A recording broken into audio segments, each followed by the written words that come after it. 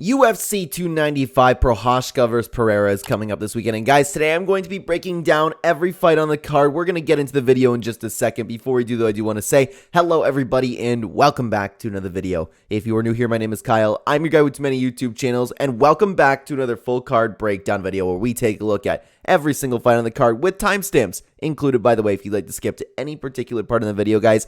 Thank you so much for being here. Let's get into the first fight. Starting off with a very fun fight in Steve Erceg taking on Alessandro Costa. Now, what's interesting about Alessandro Costa is because he kind of burst on the scene and everybody was like, oh my god, Alessandro Costa, this dude's going to be the next big thing, right? Because like this dude came in with a lot of hype. So he came in and he was coming off of like some really great wins, especially Contender Series. But then once he got into the UFC, he ended up fighting Amir Albazi, who had a loss, but that loss did end up aging very well. But recently, just 4 months ago, he bounced back against Jimmy Flick, and in my opinion, which was an incredible bounce back performance. He looked great.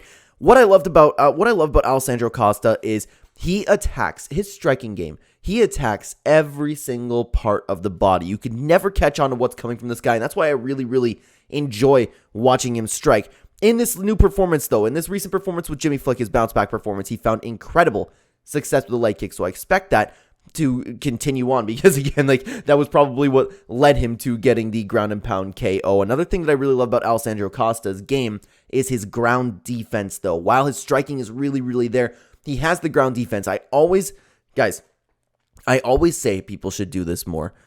Either when you're on the ground and you're trying to defend against somebody, you either hold them a little bit more. What Alessandro Costa does is he constantly had his hands and his elbows like kind of in his opponent's throat. So it's a little bit more difficult for them to do something. I understand that's not like absolute perfect defense, but at least he's not just sitting there and like kind of just doing this. You know what I mean? He's not just pounding and pounding. He's making sure that his opponent can at least not do something. So I've been really impressed in Alessandro Costa's game as of recently. But Steve Erceg, man, 10-1. He has had a near perfect run so far. Now, like, he started, like, it's probably since, honestly, and this is why, here's the thing.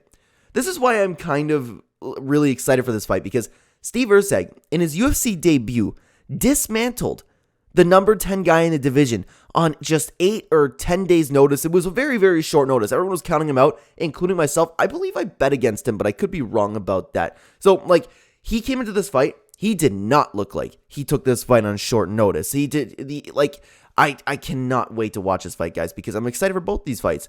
Both these fighters are very good. Now, the only reason why I am going to lean towards Alessandro Costa in this matchup is because Alessandro Costa, especially in his recent performance, really utilized some amazing leg kicks. And Steve Erceg, he never checks leg kicks. He doesn't check them. He just eats them and comes forward.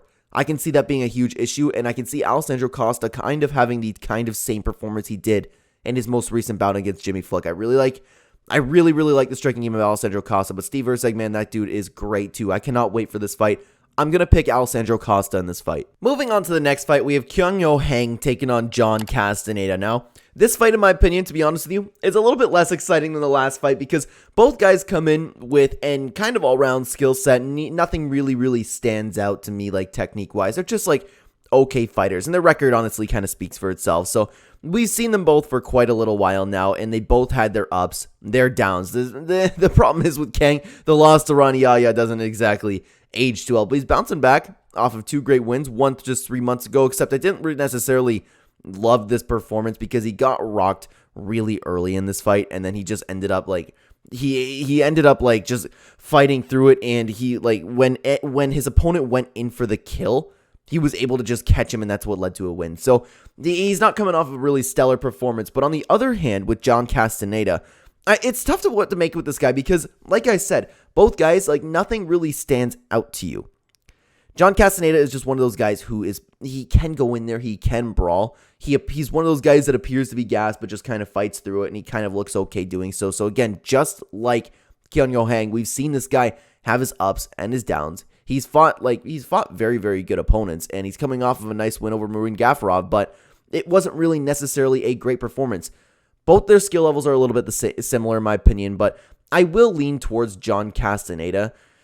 He's in his prime right now. Kyung is getting older. Honestly, like, that kind of stuff really matters when you have a skill level that's a little bit closer contested in that sense, in my opinion, especially in such a tough division. I like John Castaneda in this matchup. I think he'll win a close decision. Now, moving on to the next fight, guys. This is a fight where I'm not too sure what to think about. We have Tabitha Ricci taking on Lupita Godinez. Now, I will say, like so many other people, or like against so many other people, so many people are so high in Lupita Godinez. Now, she has looked good, especially in her last performance, right? She burst on the scene. Everybody is looking forward to this chick. Everybody's like, okay, she can be the strawweight champion.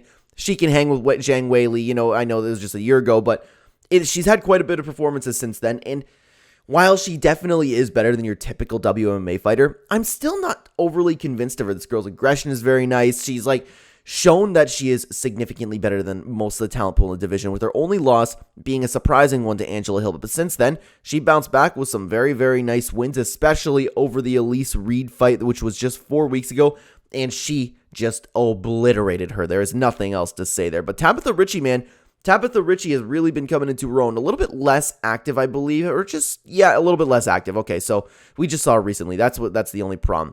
After her first loss against Mandan, she came back with some very nice wins, but I will note that it is not near. I would say that Lupita Godinez's record, to be honest with you, I would say that it's a little bit better she fought a little bit better competition. It's tough to say better. Like maybe just a little bit better, but she definitely looked better in her performances, right? Tabitha Ricci, though, she's looked great as well, especially with their recent win against Jillian Robertson. I picked Jillian Robertson in that fight, and she didn't look good in that fight. What am I saying? Yeah, but, you know, like, it was just, she got an okay win there. It was a little bit sloppy, but what can you say? But, man, this is a very, very close fight, in my opinion, because I don't know what's going to happen if it goes to the ground. Lupita Godinez can use that aggression. She is, like, really, really, like, I think that matters in this division, you know, especially when you're talking about women's MMA. Aggression really matters, and Lupita Godinez has that. But Tabitha Ricci does have very nice ground technique. Baby Shark is no joke in the division. This is a very, very tough fight to pick, in my opinion. I am going to lean to the side of Lupita Godinez just because she has been on a roll of domination, and Tabitha Ricci is not, in my opinion. So I'm going to pick Godinez, but this is a little bit closer to a 50-50 fight, in my opinion. Moving on to the next fight, we have Longo versus Alpha Male. We have Nazim Sadikov taking on Vyashev Borshev. Now, this is a really interesting fight because I think this is a little bit of a grappler versus striker matchup. And to be honest with you, I find those matchups quite interesting. Nazim Sadikov has had a near perfect run. We have seen him have quite a few fights now. The only hiccup in his career being the fight against Evan Elder. He did get a win there, but it was a doctor stoppage. A lot of people, myself included, thought he was on his way to losing a decision in that fight. But then he bounced back, had a very, very nice win against Terrence McKinney, who it's like kind of aging well, kind of not, if that makes sense, if you have a win over Terrence McKinney. Regardless, this dude has a very, very nice all-round skill set, nice power, nice technique, nice groundwork. I really like what I've seen from Nazim Sadikov in this sense so far. Now, in Vyashev Borshev, we've seen him for a little bit now. He has had a little bit of a rough run since bursting onto the scene in the Contender Series. He started off with a very nice win, but then had 2 hiccups against both Mike Davis and Mark Diakasi. Didn't look absolutely horrible in that fight, but we did realize that he had a little bit of a hole in his game, but then he bounced back with a wonderful, wonderful KO win just recently.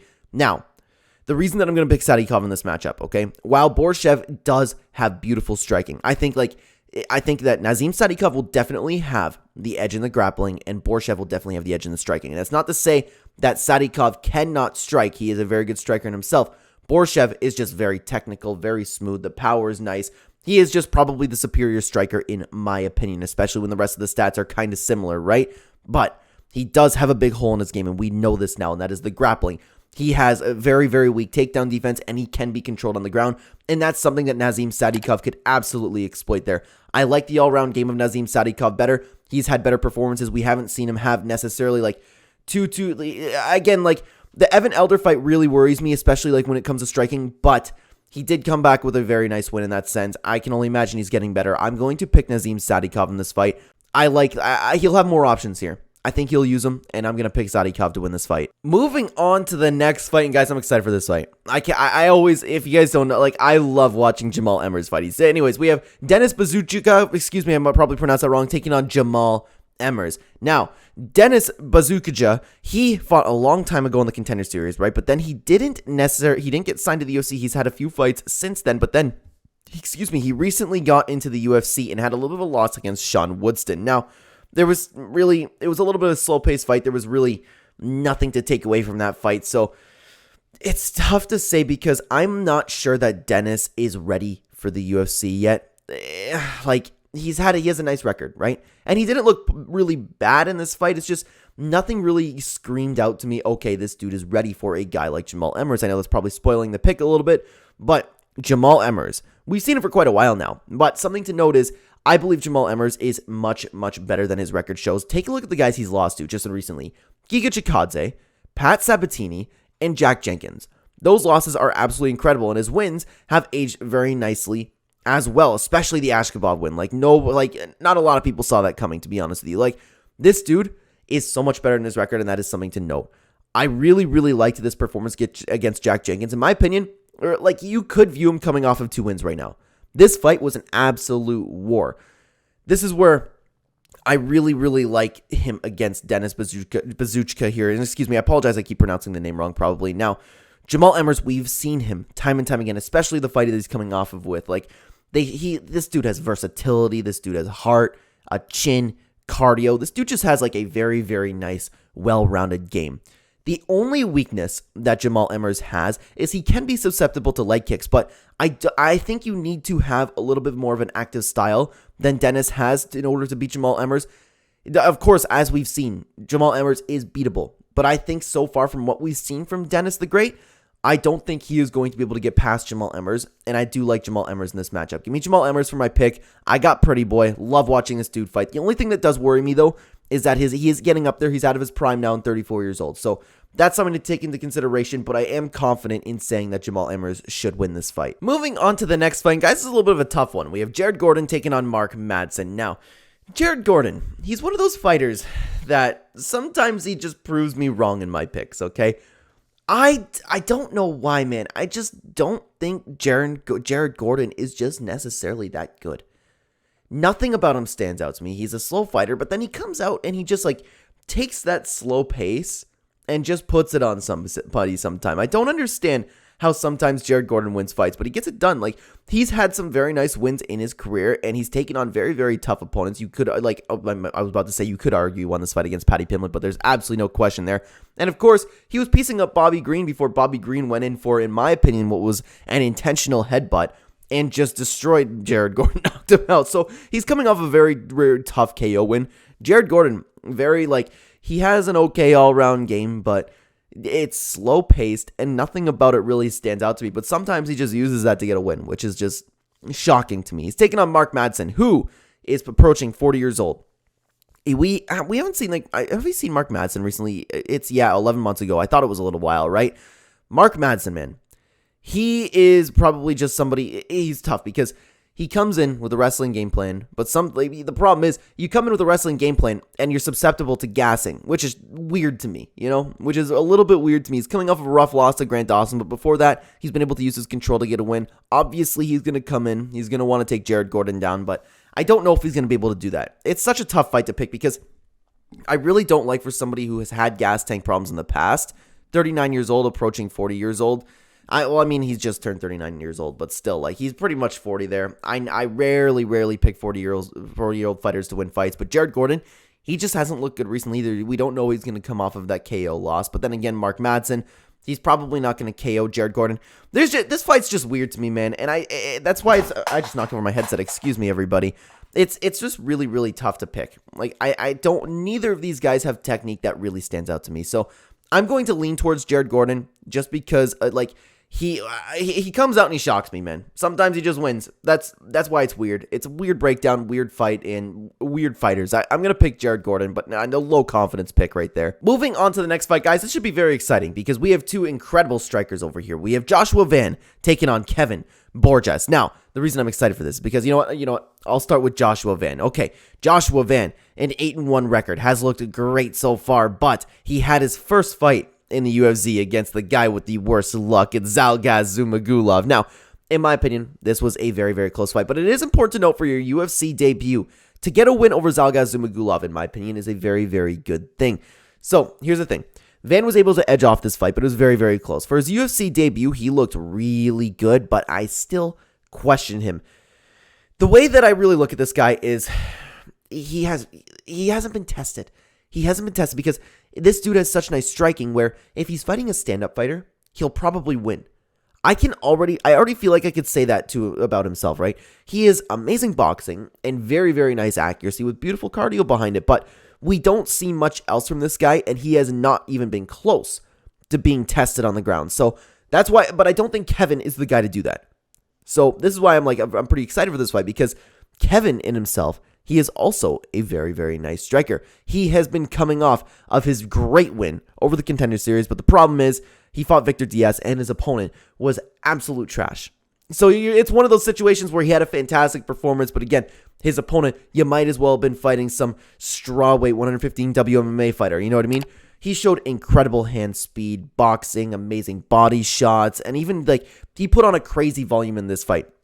Now, it's tough because he's also one of those fighters where you look at him and he's doing this. Like the Dricus du Plessis thing where he looks like he's so gassed, but then either he's not gassed and just breathing through his mouth, or he's just completely fighting through it, because this dude has great volume. He has great volume, and he just does nothing, but he keeps that pace up, which is very nice.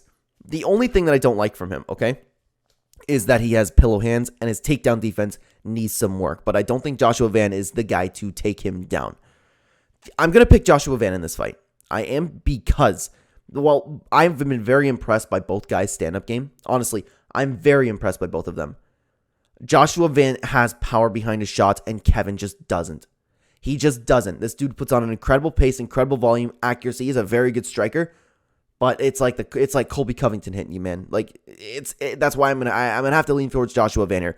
Both guys are a little bit inexperienced, but we'll need to see both guys fight a ground level fighter to see how far they'll go in the UFC. But for this fight in particular, I am going to pick Joshua Van. Now, guys, apologies to put a little bit of a pause on the video here, but I do want to stop the video and say, if you are interested in the channel membership on the channel, if you are interested in seeing my official plays on the fights that I will be betting on every single weekend, I do post in the community tab for any channel members that are interested. I will give my confidence level for my bets, and I will tell you why I'm betting on particular things. And I typically bet as safe as possible. For example, I do really like the round betting. I make a little bit of a profit each time around. Again, my goal is to be very, very safe. So if you are interested in seeing my official plays, consider joining the community tab or in the membership. That's where I will be posting stuff. So thank you so much for taking the time here. Sorry to put a pause on the video. Let's get into the main card. Moving on, we have arguably the fight that could be fight of the night. We have some good fights on here, man. We have Matt Frevola taking on Benoit Saint Denis. Oh my God, am I excited for this fight? Oh my God. So Matt Frevola, the steamroller. He's coming off of three beautiful wins, all KOs. And in my opinion, I thought he was going to lose both of his last two fights. I really did, especially Ottman Azaitar. I was so high on this dude, and Matt Frevola cracked him. The big takeaway from Matt Frevola is this dude has scary level of power.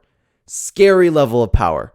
If you want to talk about technique everywhere else, he can do that, but the problem is Matt Frevola comes in, he wants to take your head off, and he's very good at doing so. He's coming off of a beautiful win. He finally cracked the chin of Drew Dober, but he's taken on the God of War Benoit Saint Denis after his one loss coming into the UFC. Guys, this dude has had 4 fights in a year, and he has looked absolutely spectacular. The thing that I really, really want to note is he had an incredible performance against Ismail Bonfim, who I am very, very high on. I still think is an incredible fighter, and he was able to just really, really dismantle him. But then he fought Thiago Moises, and he just came in and made that fight absolute chaos. I love the way Benoit Saint Denis fights, where he mixes in the takedowns with the striking, makes you worry about absolutely everything. The problem is, and the reason why I want to bring up the Thiago Moises fight, I believe Benoit Saint Denis is buying into his own hype a little bit. Is that deserved? Yes, absolutely. This dude is on a tear, and he looked great in the UFC. He was too chaotic in this fight for my liking. We've seen him be less chaotic in the past, and we've seen him really, really implement his game plans to win. Now, he still did this in this Thiago Moises fight, but I feel like he went in there thinking that he's untouchable. That's going to be a big problem against Matt Frevola. That's going to be a big problem because Benoit Saint Denis, there were points in this Thiago Moises fight where he could have been moving his head. He could have been shooting for a takedown. He could have been making him worry about something else, but he stood there. He wanted to make the fight chaos, and he looked great doing so, but he got rocked in this fight. Not evidently rocked, where he was like, whoa, you know what I mean? It's just rocked enough if Matt Frevola hits you with those same shots, you're going out. You're going to sleep. That's why I would pick Benoit Saint-Denis to win this fight. And you know what? I still am. I'm worried about his last performance. I think Benoit Saint-Denis is fighting a little bit more recklessly, as we've seen him. And Matt Frevola can crack his chin. That possibility is absolutely there. So, guys, I'm actually picking Benoit Saint-Denis as a low confidence pick. Matt Frevola is not a guy to sleep on, and I'm very worried about the way Benoit Saint-Denis approached his last fight. Technique-wise, he should win this fight. He'll be a little bit superior everywhere. I love the way he mixes up his strikes. I love that he mixes in the takedowns. This dude has a very, very nice all-round skill set. And it's not to say, again, Matt Frevola doesn't. I'm just saying I think Benoit Saint-Denis has the better skill set. He's on a roll right now. Both guys are on a roll. I will pick Benoit Saint-Denis, but do not be shocked if Matt Frevola takes this. Moving on to another fantastic fight. We have Pat Sabatini taking on Diego Lopes. Now, Pat Sabatini, in my opinion, has been a guy who's completely flying under the radar. This dude has a very, very, very nice ground game, like with a nice skill set to back it up. We've seen him for a long time now. A win against Jamal Emmers, who in my opinion is a very good win, but he has had nothing but spectacular performances, and the only problem is these two performances, you know what, the level of competition wasn't necessarily there, but Damon Jackson, he ended up losing to, which is a little bit tough, and it shocked me a little bit, to be honest with you. Like, it's sometimes Damon Jackson, like, has that Jaron Gordon effect, where I'm just like, you know what, yeah, he's better than sometimes I think he is, but he's bouncing off of a amazing win against Lucas Almeida. This performance was just absolutely vicious, guys. He got the takedown, landed brutal, precise punches and elbows from the ground, or going through the rounds, leading to a finish. Now, Diego Lopes, man, the all of the sudden fan favorite, Diego Lopes. And to be honest with you, I'm a fan of Diego Lopes too. This dude came into the UFC, everybody was counting him out. Everybody was counting him against Movsar Evloev, and then he came in on short notice and just took it to Movsar. Nobody's done that before. This dude's ground game is the real deal. It really is, and he showed that performance again. He bounced back with a beautiful win, and you know what? It's against Gavin Tucker, which he could have better wins, but this fight, I don't know why, guys. I'm officially convinced of Diego Lopes. The fight got put on the ground very quick in this fight. Diego threatened with multiple submission attempts and transitions with absolutely beautiful control. He ended up finding a submission shortly after that, of course, being a triangle armbar. Now, the thing is, both guys have showed fantastic ground game. I cannot wait to see these two go to the ground. I can't wait. Oh man, I was excited for the last fight, but I might be looking more forward to this fight. Close fight. I'm going to pick Diego Lopes.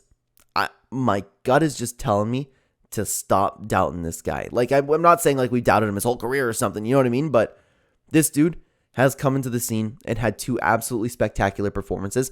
And Pat Sabatini is very good, but besides his last fight, nothing really made me go, whoa. Diego Lopes kind of made me go, whoa, with his performances, you know what I mean?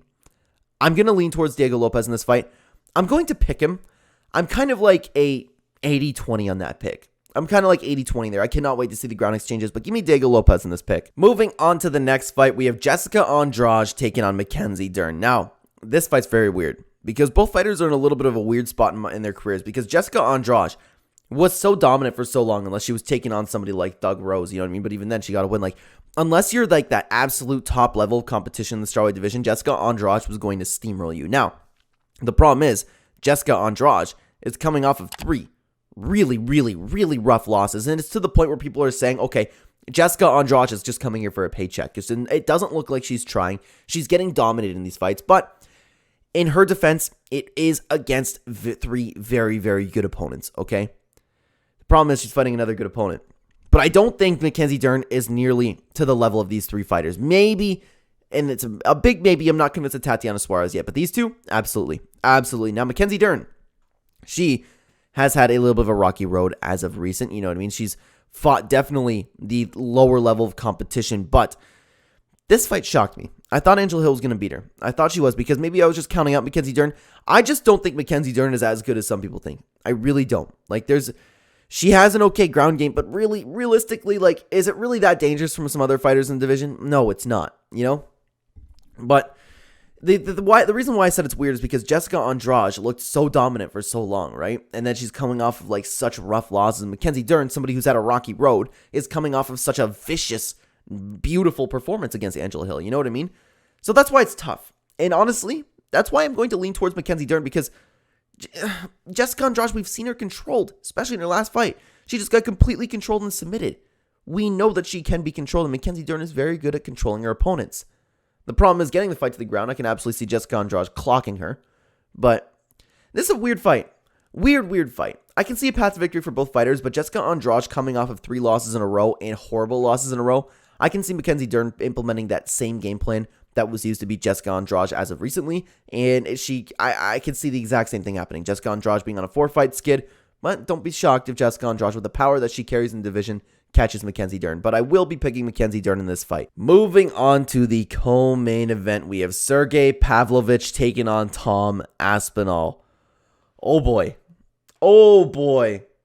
This is a pick'em fight if I've ever seen one. That I'm completely serious about that.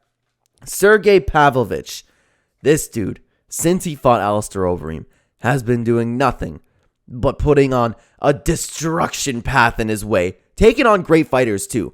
You know, better than a lot of heavyweights. You know what I mean? So the thing is, the only one that really stands out to me is Curtis Blaydes, but Curtis Blaydes has a little bit of a chin issue. Tom Aspinall comes in with a fantastic skill set. This dude looks fast. This dude looks accurate. This dude has a ground game to back it up. He looked like both fighters have looked so good in their careers. And I will say, I believe Tom Aspinall has had a little bit of a tougher road. His only loss coming to Curtis Blaydes, which was a knee injury at the very beginning of the fight, so you might as well erase that off his record, but then he bounced back with a beautiful win over Marcin Tybura. Now, what I'm going to say to you is not shocking news. It's very evident if you watch any breakdown video, you know. Everybody is looking at Tom Aspinall the same way. Everybody's kind of looking at this fight the same way. I believe this is a complete pick'em fight. Sergei should have the boxing and power advantage. Tom Aspinall should have the speed advantage, be open to the ground game. And we have seen, so both guys have one path to victory. We've seen Sergei controlled. We have seen him against Alistair Overeem. We have seen him on the ground getting beat up. It was a UFC debut. Chalk it up to what you will. Regardless, we've seen it happen before. Tom Aspinall can absolutely get this fight to the ground with his explosive takedowns and with the beautiful technique behind it and do the same thing. Submission, I'm not too sure. But Sergei Pavlovich also has a very clear path to victory, that being clipping Tom Aspinall. Everybody has noticed this about Tom Aspinall. Chin way up in the air. Way up in the air. It is there for Pavlovich to go bang, knockout. You know? That's why it's a pick'em fight. I don't know what else to say about it. They're going to walk in here. They're heavyweights at the toughest level. Somebody's going to catch the other guy. Somebody's going to win the fight. It is such a beautiful, beautiful matchup. It is a true pick'em fight, in my opinion. If you had a gun to my head, I would say Sergei Pavlovich, just because I think the likelihood of him clipping Tom Aspinall is greater than Tom Aspinall taking Sergei down and working him on the ground. Sergei, I would imagine, would also have the strength advantage there. Man, it's so good because both guys are in their prime. Sergei also has a very nice reach advantage, which could be utilized, especially if Tom Aspinall's standing there with his chin up in the air. And I don't mean to sit here and say Tom Aspinall has bad striking. You know what I mean? This what I was doing kind of makes me okay, Tom Aspinall not a good striker. This dude's great, you know? So, very tough fight. I'll pick Pavlovich, but I'm not confident in that pick whatsoever. Great fight. Moving on to the main event, we have Jiri Prochazka taking on Alex Pereira. This is oh man, I'm excited for this fight too. What a good card, guys, especially the main card. Jiri Prochazka, 29-3, has a perfect UFC record so far. He's only had 3 fights in the UFC, dismantling Volkan Oezdemir, Dominic Reyes, and Glover Teixeira. He was on his way to losing that fight, but still, he got the win. He used his heart, his durability to get the win there. Alex Pereira also burst on the scene. It's crazy. They're fighting for the vacant light heavyweight championship, and both guys are fairly new to the UFC. Alex Pereira looked great coming into the UFC, even finishing Israel Adesanya. Now, this shocked me. I can't believe Israel Adesanya knocked him out. But since then, moved up to the light heavyweight division, and had a split decision over Jan Blachowicz. Problem is, I didn't like this performance at all. You could argue that the fight was at elevation. You could argue that it was his first time at light heavyweight in the UFC. You could argue it was Jan Blachowicz slowing down the pace like he tends to do sometimes. I did not like this fight. I thought this fight, actually, it was a split decision. I thought it was a proper split decision. It was an extremely, extremely close fight. Alex Pereira could have absolutely lost this fight. If Alex Pereira shows up like he did in the Jan Blachowicz fight, he's going to get murdered. I really do believe that. But Jiri Prochazka, we haven't seen him since, I thought it was a little bit more than a year ago, but he had, according to Dana White and according to some media reporters, he has had the worst shoulder injury in a very, very long time. We know that he absolutely destroyed his shoulder. Is that going to be a problem in this fight? That's another thing to think about, right? Jiri Prochazka could not be necessarily as vicious. He could have cardio issues. He could be worried about using his shoulder, That stuff does exist for fighters, and that worries me a little bit. But let's assume both fighters are at their best. Let's assume, because like Alex Pereira could be coming in and looking slow and not great like he did against Jan Blachowicz. Jiri Prochazka could be coming in with his injury affecting him. That's why I'm like, I don't know about this fight. Let's assume both of them are at their best, though. You have a beautiful, beautiful technical kickboxer in Alex Pereira taking on Jiri Prochazka, who is a great striker in himself, but a little bit more of a wild man. No problem leaving his chin up in the air. Jiri Prochazka has such a weird stand-up fight where I'm like, I don't know what's going to happen with this, because Alex Pereira, I could see clipping Jiri Prochazka, but what happens when Jiri gets clipped? He sometimes becomes more dangerous. He'll start rushing at you, throwing this crazy stuff, but Alex Pereira is the kind of guy who can find your chin through that chaos, Guys, this is another pick'em fight in my opinion. This is another pick'em fight. Because again, you have the asterisk with the shoulder injury and Alex Pereira coming up to light heavyweight, and we don't know exactly how great he looks yet because there were asterisks on that performance against Jan Blachowicz. And even when these two come into clash, and there'll probably be a striking matchup, I would say Jiri probably has an advantage on the ground, but I don't think he'll take it there. Jiri's a little bit more chaotic. I'm going to pick Jiri Prochazka. Again, a low confidence pick, but I'm going to pick Jiri Prochazka to get the win here. I think he'll make the fight chaotic. I think he'll get to Alex Pereira, who's 36 years old. We've seen him finished recently. I think Jiri Prochazka can very well finish this fight. He's still in his prime. Even the height and reach are similar, man. This is going to be such a great fight, man. I am so excited for this. Give me Jiri Prochazka, a low confidence pick of mine, but I will take him to win this fight. But guys, with that being said, that is all that I have for you today. Thank you so much for watching. Let me know what your picks are going to be down below. I cannot wait to talk to you in the comment section, guys. Thank you so much for being here on the screen right now. If you'd like to watch the Clenbat channel or any videos that I have been posting, there'll be 2 videos on screen for you right there. I will see you either there or in the next video, guys. Take care.